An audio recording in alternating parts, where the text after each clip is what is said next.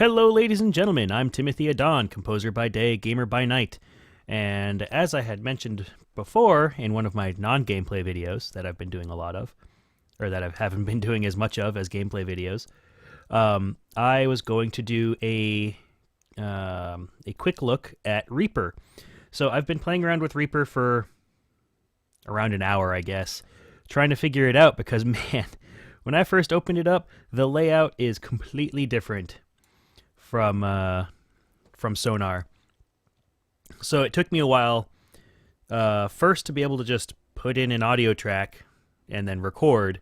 Recording didn't take me very long. Hold on, my mic's a little bit too close.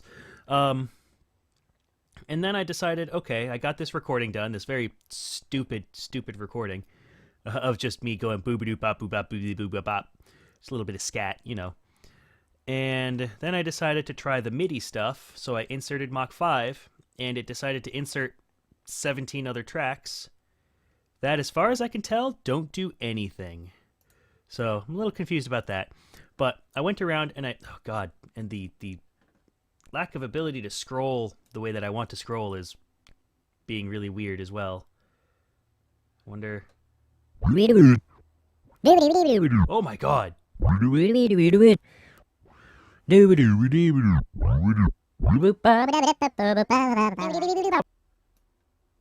Okay, so that's something I just learned. If you hold down your mouse wheel and drag,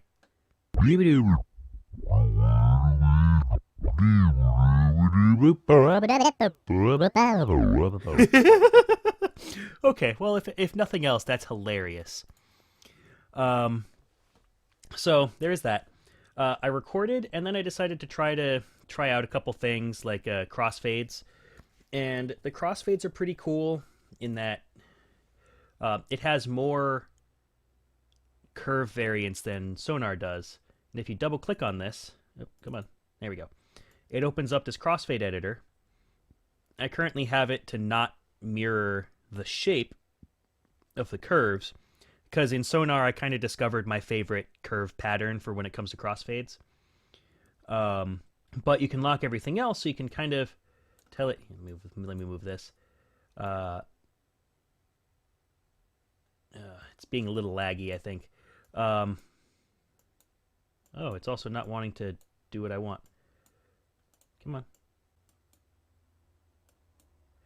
on. It'll mirror the movement, so when you turn the dials, it'll move the curve for you. It's just being really funky right now, though. I don't know why. Before, it was doing it in real time as I was turning the dial, but now I have to let go of the dial before it actually changes. So that's very cool. A little bit more fine manipulation of crossfades than in Sonar. At least, like, the non-destructive crossfades. The destructive crossfades, I haven't tried that out on Reaper, but in Sonar it is pretty good. And then, of course, if you have multiple crossfades going on, you can hit an extra previous and it'll take you to that crossfade, which is also very cool. Let's see, down here. Oh, so this is where the tracks end up going. You can change the colors by right-clicking and going to track color and set custom color. Then you have, you know, all the colors of the rainbow. Which I also discovered accidentally in Sonar Platinum is something that you can actually do. Change the track color from there. It's like a little side jigger right here that you click on. And I found it on accident by clicking too close to it. Anyways, let's see. Holy crap. That is a screen that I am not going to look at right now. Oh, you know what? This is automation for a number of things. I have a 2 EQ Pro set up on here. No, I want to look at it. Let me look at it. Oh, right. That's a little bit annoying, but there's probably a better way for me to look for these things. I believe that these are all automation things, like being able to automate the 2 EQ meters, which is actually very cool. It's a large screen because it has to be able to track each individual automation node. So like if I create a thing right there, that has to be automatable, this has to be automatable, all of these have to be automatable, this has to be automatable. So that's pretty cool. So automation is very strong, as well, on my first look. The thing that was odd, the most odd thing, was doing MIDI stuff. It took a second for me to figure out how to get to the piano roll view, because in Sonar, it's just a view and then piano roll is somewhere on here. Over here, I don't even remember how I did it. And I'm honestly not going to look for it right now. I found it on accident. And so I just started doodling. And this is the, in Sonar Platinum, this would have been the audio track, the audio master for all of the MIDI tracks assigned to it. And these are all of the MIDI tracks technically assigned to the master track. But as far as I can tell, this is the only, like, these are the only two tracks that are actually doing anything, even though I have 4... Let me just... I have 4... Oh, no, just 3. I have 3 different tracks in here going. But they're not... Like, even though I have this and then 1, 2, and 3 for my MIDI tracks, these are the only 2 that are actually doing anything. So I'm a little bit confused by that. And on top of that, I actually have 3 separate channels going for MIDI notes. So right now there's channel 1, channel 2,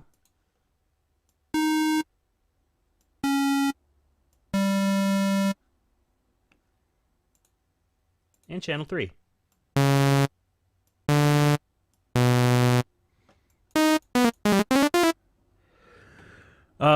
And that's, you know, that's got me a bit confused. I really don't know what's going on with that. But obviously, again, this is my first look after literally playing with it for about an hour. What is this? Playback rate. Ooh. Ooh. Ooh.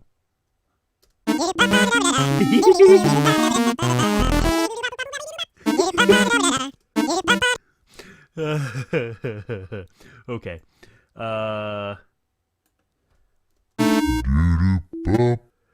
Alright, well that's hilarious. So, playback rate, really easy to fiddle with if you wanted to. Being able to click and drag your tracks, easy peasy.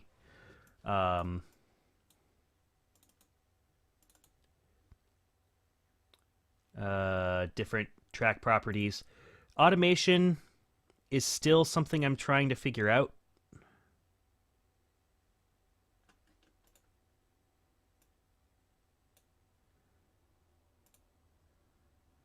Yeah, there's all of that. Not what I want. And I have volume automation, like it's right here, but I haven't figured out how to add a point. Oh, hey, create new point. There we go, I figured it out. So now I have a volume automation point that I've created. So automation, so a lot of these things,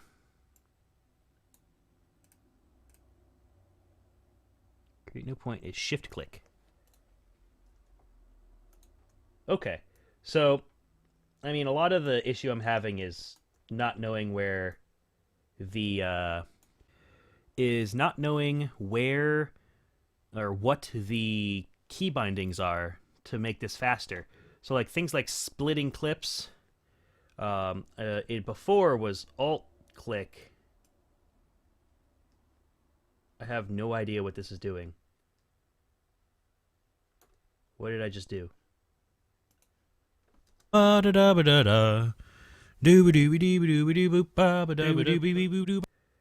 that basically did nothing.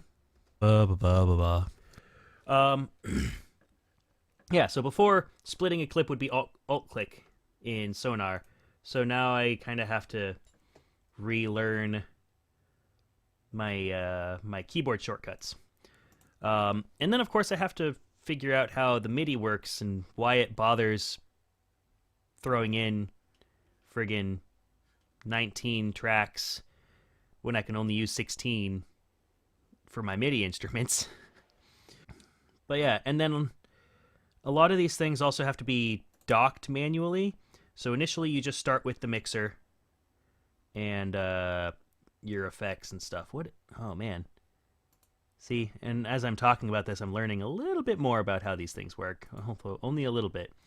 The mixer view is all you start off with, and this, neither of those things were there, and so I have to go here. Oh, and it just now creates it. Okay, so I told it this was just a window, its own little separate floating window, and I had to tell it to dock here. Same thing with the... Is it the track manager? I don't know which one it was. there are so many new buttons I have to figure out now. But yeah, so let me just create a new project really quick so that you can see what the base screen looks like. No, I don't want to save. So this is what an empty screen looks like. And in order to put in a new audio track, it's not under insert, first off. It's under track, insert new track, which is Control T as a keyboard shortcut. Then you've got your change track colors here. In order to tell it where to record from, telling it input right, it's not giving you all of the information. So like in Sonar, it'll tell me what object I am plugging into. So right now I'm telling it right, and I have it armed for recording. And I think it's Control R to record. Yep, there it is. Blah, blah, blah, blah. And then you have to tell it to save the files. Save all. In order to actually keep those files there. Otherwise, you just delete them. Which, I don't know how I think about that, but whatever. So, continuing on to the things that I have actually explored in the hour that I've been looking at this. The documentation. Boop. Lots of things up here, sorry. So there's the wiki version. There is a downloadable version. Oh, come on. Come on. There we go. A downloadable version, and then the quick start. So this is the wiki version. It does have... looks like it has about everything here. I mean, you've got the user guide, table of contents for everything here.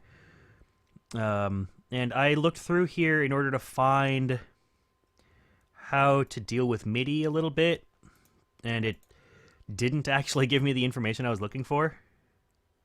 I kind of wish this was sorted a little bit better. At least I wish these headers were more informative instead of going further and going a lot further, because that's not really telling me much.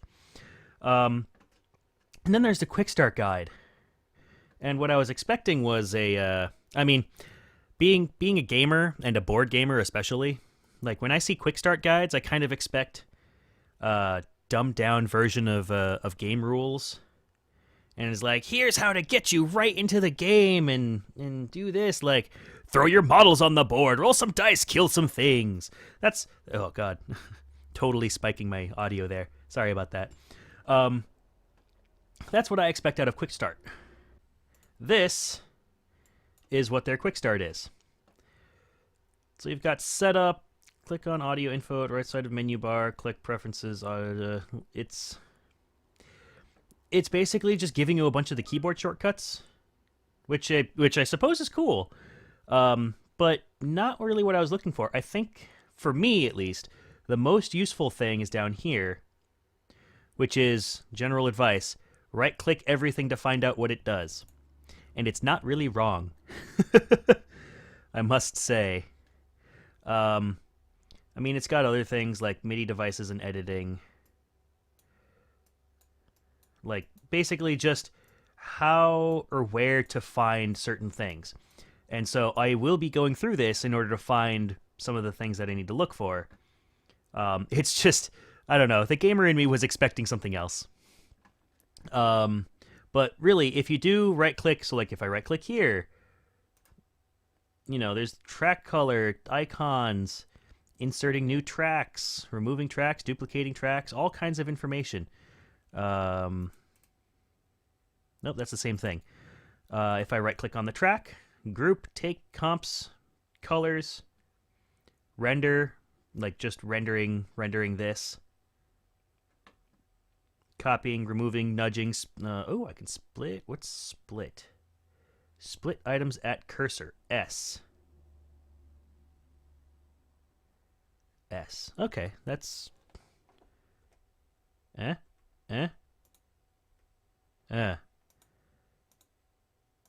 I suppose that's acceptable.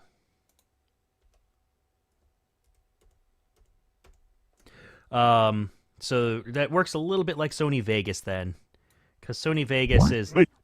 Yep, there it is. I still love that. So Sony Vegas, you move your time cursor to a certain spot, hit S, bam, and then it splits the track. Easy peasy. Okay, that's not the track I want to delete. Oh, white's the selection. Okay. So what was I? Oh, right clicking. So if you right click on things, it'll give you at least enough information. You'll be able to see what you can do to mess with it. And just about everything you can do to mess with a particular area of the workstation is accessible through right clicking. So like punch in, punch outs. What does this do? Time cone synchronization. That's cool. Different transport type dealies. Oh, that's cool. Nice. Same deal, I think. Yep. Okay, takes me to recently used effects, which is very nice, or instruments. It labels it all under the same thing. And then everything that's newly installed, which happens to be everything, because it had to rescan all of my stuff. Routing, in order to figure out where the input and output signals are going, as well as which channel everything is going to be. So yeah, that is it for my first look. That is essentially, I have showed you everything. Man, I really need to... Sorry, my volume's going to be a little loud. I was having troubles setting this video up. That's all I have to talk about for the first look, because that is literally everything and more that I looked at for the first look. So I have 60 days for this free trial. I plan on getting, I already have some work lined up for myself, personal work, that I need to get done. So I'm going to try and get it done in this. Oh, that's the one last thing I should talk about, is rendering. Because I rendered a couple test files. So this has a lot of information on it, so just be wary. You've got your source, whether you're doing a part of the project or the whole thing, the bounds of time, so if you just wanted to go from point A to point B, and then as well as how long you want the tail to be, which is very cool. That's very useful. Where it's going, what it's going to be titled, what its sample rate is going to be, resamples, dithering, output format. This is the important part. It can definitely do WAV, and it can definitely do IFF. I haven't tried, and I tried MP3. I haven't tried any of these other things, just so that you know. But MP3 doesn't work unless you have Lame installed, and Lame is a free source MP3 decoder, I guess, that they have kind of integrated into Reaper, but you still need to have it downloaded for it to work. At least I need to have it downloaded. I don't know about anybody else that tries to install this. So I haven't tried it. But it tells you the reason why it won't work. Like if you go here, because of patent and license issues, they use the Lame project. So, such a unfortunate name, right? But that's it, and then you just go through all these things and you hit render. Doop. and it'll show you the whole waveform that you're going to end up rendering. And you hit oh, I already rendered it. Never mind. I just created it. Congrats. Yep, there it is. Blah blah blah blah blah blah blah blah. All right, well that's me. And yeah, that is what I have to talk about today. So I hope you enjoyed this video. I will be working on this for a little while. Maybe I'll put up another video kind of before the 30 to 60 days is over to kind of give a update on what's going on. But I do plan towards the end of my 60 days, probably like around 55 if I can time it right, that I'm going to put up another video discovering everything that I learned and doing some more hardcore comparisons between this and my primary platform, which is Sonar Platinum. So I hope you enjoyed this video, and I will talk to you later. Bye-bye!